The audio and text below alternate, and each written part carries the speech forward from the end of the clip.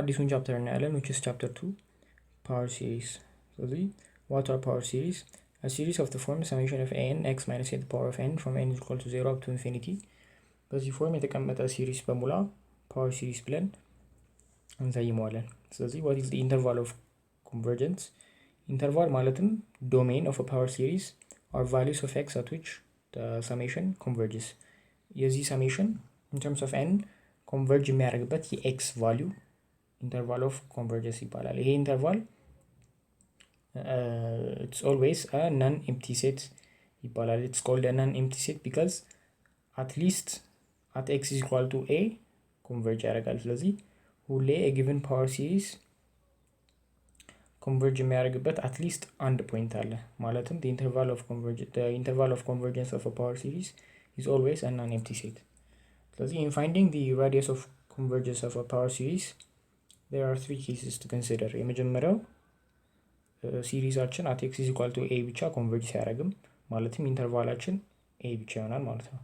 ሁለተኛው ደግሞ ሲሪሳችን converge የሚያደርገው for all x an element of real number ማለትም ከማይነስ ኢንፊኒቲ እስከ ኢንፊኒቲ ሲሪሳችን at all x converge የሚያደርግ ከሆነ ራዲየሳችን at infinity ይሆናል ማለት ነው። ሶስተኛው ኬስ ደግሞ if there exists a real number r so that the power series converges for the distance between x and a which is less than r ማለትም if there is a real number r እና ሲሪዛችን በዛ ራዲየስ ውስጥ converge የሚያደርግ ከሆነ ይሄንን r radius of convergence እንለዋለን ማለት ነው። ከዛ ከr ውጪ ደግሞ ማለትም the distance between x and a if it's greater than r converge ያደርጋል ማለት ነው። diverge ያደርጋል ማለት ነው. with the possible exception of endpoints. ያው at x minus a is equal to r ደግሞ ኬዞቹን ኮንሲደር እናደርጋለን። ማለትም ኢንድ ፖይንቶቹ ጋር ጫፎቹ ጋር ኮንቨርጅ ያደርጋል ወይስ አያደርግም የሚለውን ኮንሲደር እናደርጋለን ማለት ነው። ስለዚህ steps to find the interval of convergence. የመጀመሪያው ስቴፕ ምንድነው? generalized ratio or root test በመጠቀም we find r which is equal to a function of x sum f of x ነው የሚመጣልን ማለት ነው። the limit of the positive value of n plus 1 over an ወይም ደግሞ the nth root of the positive value of n ስንወስድ sum function in terms of x ነው የሚመጣልን ማለት ነው። ስለዚህ ሁለተኛው ስቴፕ ደግሞ it's applying the convergence conditions ማለትም generalized ratio ወይም root test ላይ r must be less than 1 for the series to converge. ስለዚህ f of x is less than 1 በማለት የx ኢንተርቫል በማግኘት ሶልቭ እናደርጋለን ማለት ነው።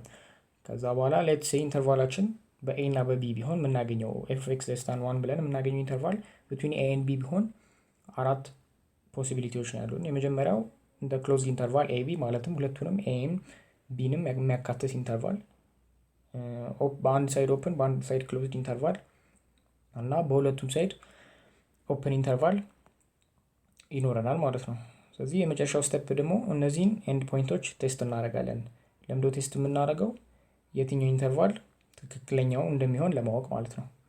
ከዛ እሱን ኤንድ ፖይንት ቴስት ካደረግን በኋላ ራዲየስ ኦፍ ኮንቨርጀንሱን ኢዚሊ b minus a over 2 የሚለውን ፎርሙላ በመጠቀም ኢቫሉዌት ማድረግ እንችላለን ማለት ነው። ስለዚህ እዚህ ጋር ኖት እንድታደርጉት የምፈልገው ነገር if the interval is a single number a ራዲየሳችን 0 ነው ማለት ነው።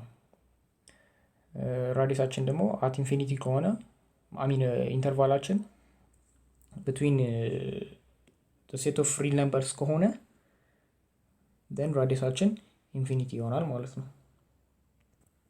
ስለዚህ በዚህ መሰረት አንድ ኤግዛምፕል እናያለን። this is I. ስለዚህ ኤግዛምፕላችን እንደሚለው find the interval and radius of convergence of the summation of x minus 4 to the power of n over n times 3 to the power of n from n to generalized ratio test እንጠቀማለን። ስለዚህ in this case r which is equal to f of x will be equal to the limit of an plus 1 as a function of x because it's a power series over an as n approaches to infinity. This is the same as saying the limit of x minus 4 the power of n plus 1 over n plus 1 multiplied by 3 the power of n plus 1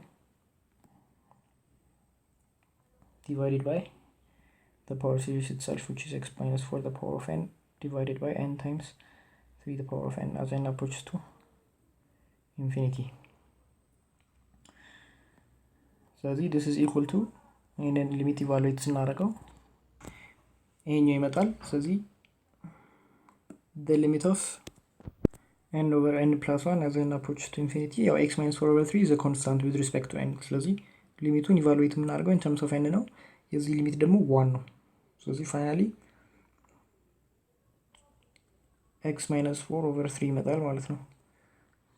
ስለዚህ r-አችን which is equal to f of x minus 4 over 3። ስለዚህ the second step is applying the convergence conditions ማለትም r must be less than or equal to 1 depending on the endpoints ማለት ስለዚህ f of x which is equal to x minus 4 over 3 must be less than 1.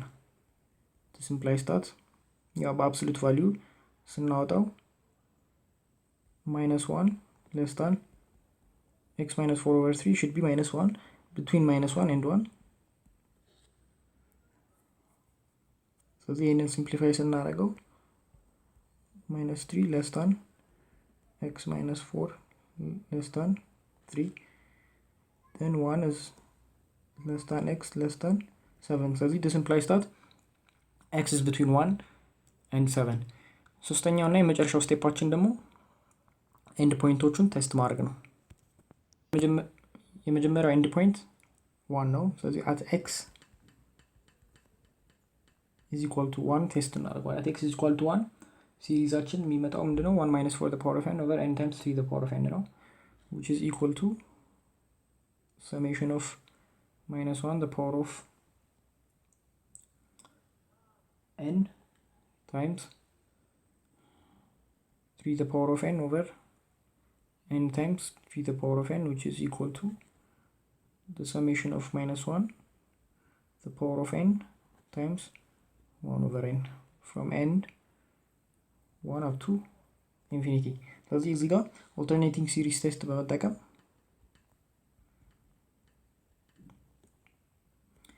ኮንቨርጀንሱን ሪዲዩስ እናደርጋለን። ስለዚህ alternating series test ሁለት ኮንዲሽኖች ሳቲስፋይ እንዲደረግ ነው የሚፈልገው። the first one is the limit of 1 over n as n approaches to infinity, n ናችን ማለት ነው must be 0. ስለዚህ the limit of 1 over n as n approaches to infinity is obviously 0 እንደምናውቀው። ስለዚህ የመጀመሪያው ኮንዲሽን ሳቲስፋይድ፣ ሁለተኛው ኮንዲሽን ደግሞ 1 over n ዲክሪዚንግ መሆን አለበት ነው የሚለው። 1 over n እንደምናየው ዲክሪዚንግ ነው። it's a hyperbolic function. ስለዚህ it's decreasing, n is decreasing. ስለዚህ by alternating series test at x is equal to 1 converge ያደርጋል ማለት ነው። ስለዚህ at 1 closed interval ነው የምንጠቀመው ማለት ነው። at x is equal to 7 ደግሞ ቼክ እናደርጋለን። at x is equal to 7 ሲምፕሊፋይ ስናደርገው ሲሪዛችን summation of 1 over n ይመጣል from n is equal to 1 up to infinity. by p series test we know that summation of 1 over n is a harmonic series which is divergent. ስለዚህ divergent ስለሆነ at x is equal to 7 open interval ነው የምንጠቀመው። ስለዚህ ፋይናሊ ኢንተርቫላችን ምንድን ነው የሚመጣው ማለት ነው closed interval at 1 open interval at 7 ይመጣል ማለት ነው። ራዲየሳችን ደግሞ 7 minus 1 over 2 which is equal to 3 ይሆናል ማለት ነው።